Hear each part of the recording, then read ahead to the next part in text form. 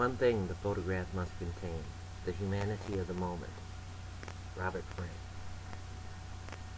No photograph is just a picture, no picture is just a photograph. They both capture place and time. They both tell of things to come, things that have been, and things that will never be. Neither is seen as the penultimate marker of time and place, but both can give clues to the viewer about events captured on celluloid. In this context, an analytical model is born.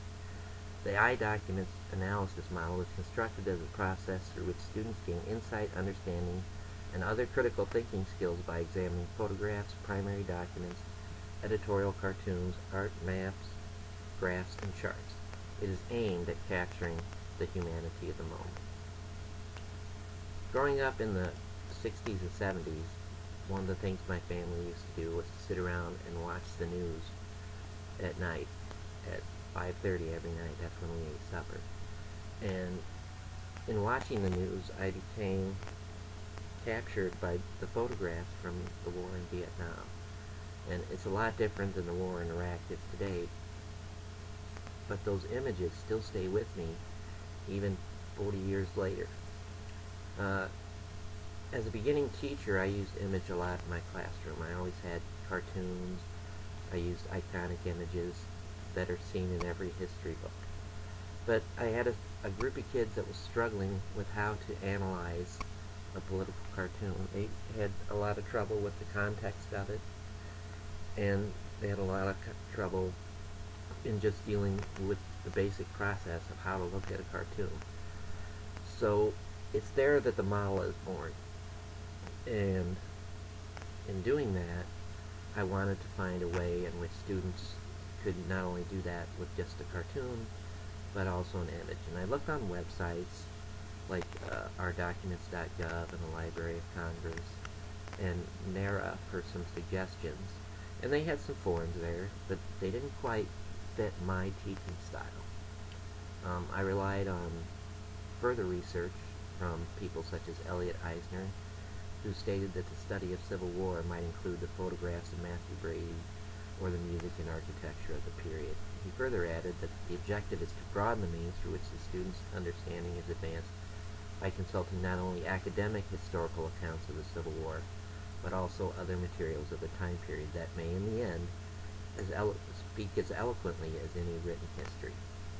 While the primary impetus of the model was used to analyze image, it can also be used to analyze other sources. Another person important in the research were Kane and Kane, who used brain-based techniques, and also Werner, who states that editorial cartoons consist of simplified situations, characters, or objects designed to stand for more complex issues.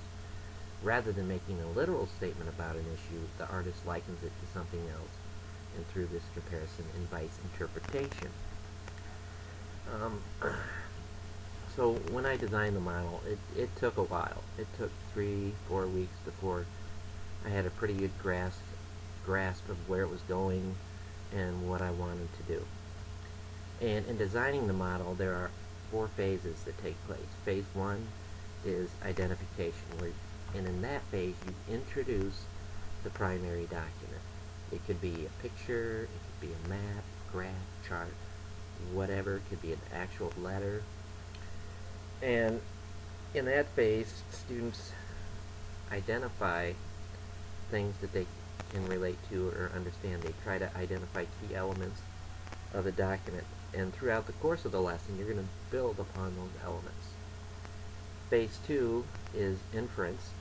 The simple things in simple terms such as what happened before, what do you think is taking place during this picture, and what might happen afterwards, where you connect prior knowledge along with their prediction skills. The third phase is investigation. In phase 3, you build upon that initial knowledge of the opening document. You add other documents, you do scenarios, simulations, add video, sound, for further understanding of the initial document. Phase 4 is insight.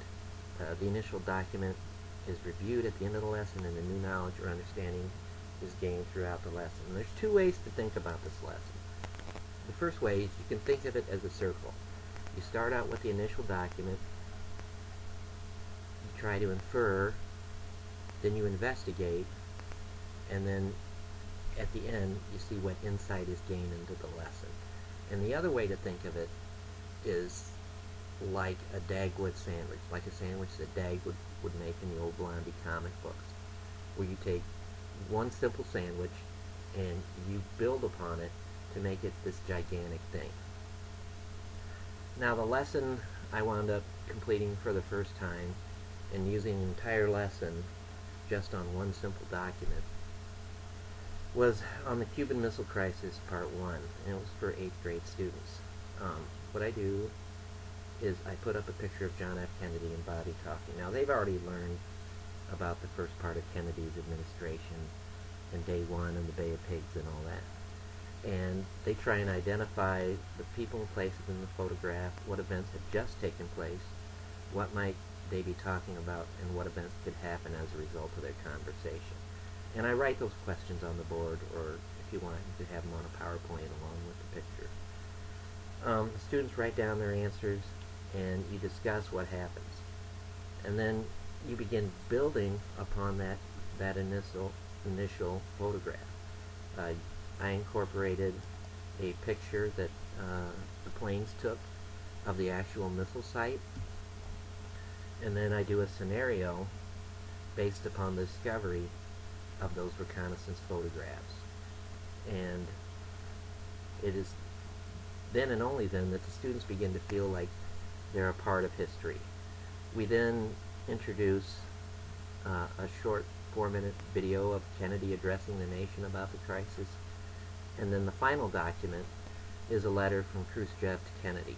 And I hand out the letter, and students identify 10 key phrases or words to their understanding of the letter, what prompted the letter to be written, and then they have to pretend they're Kennedy and draft an appropriate response to the letter, and they must list 2 things to do in the response. They can work with a partner, or they can work by themselves. Then we discuss their responses, and as a class we put that photograph back up and ask them again, what are they talking about? And in the simple course of 45 minutes, the amount of knowledge from beginning to end is staggering. The students are able to now look at that photograph and now talk about what it is Jack and Bobby might be talking about, in this case, how to deal with Khrushchev and the Cuban Missile Crisis. In the end, though, the construction of the questions used with this document will determine whether the objectives are achieved. Each document will have its own story, its own past, and its own future.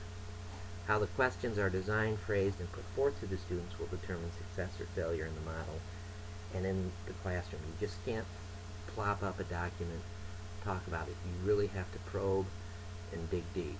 Much like the synectics model, where you take something strange and turn it into something familiar by learning about it and building upon it. This model is very much like that.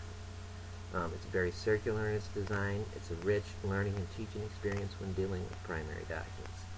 Students feel as they are a part of history rather than reading about what happened. You can't just put forth a picture and hope context is gained. It has to be cultivated, pruned, shaped, fed, built upon, and nurtured. Throughout this process, the humanity of the document is captured. History ceases to be just a class and instead becomes a living, breathing, investigative tool. The document does the same.